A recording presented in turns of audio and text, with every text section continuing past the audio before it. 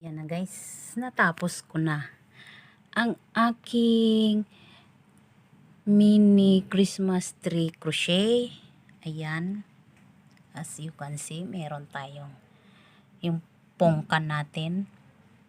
Hindi ko yan dinikit, tinali ko lang yan dyan. Then ito syempre nakahang lang lahat yan. Ayan, ito yung ating flower, nakahang lang din yan. Kasi mas okay yung nakahang, madali siyang tanggalin. Pero itong ating butterfly ay nakadikit siya. Kasi hindi siya magandang ihang. Kaya kailangan siya talagang idikit. So ayan, nakikita nyo yan guys. Pinatong ko lang siya diyan kasi medyo maliit nga iyang ating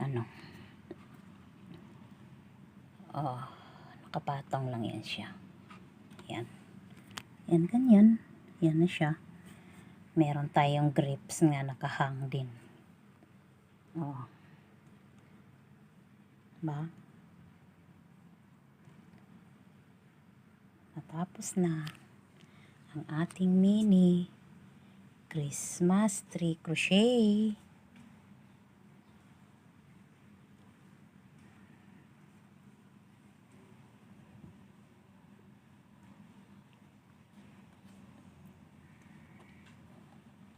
Yan. Pineapple yan.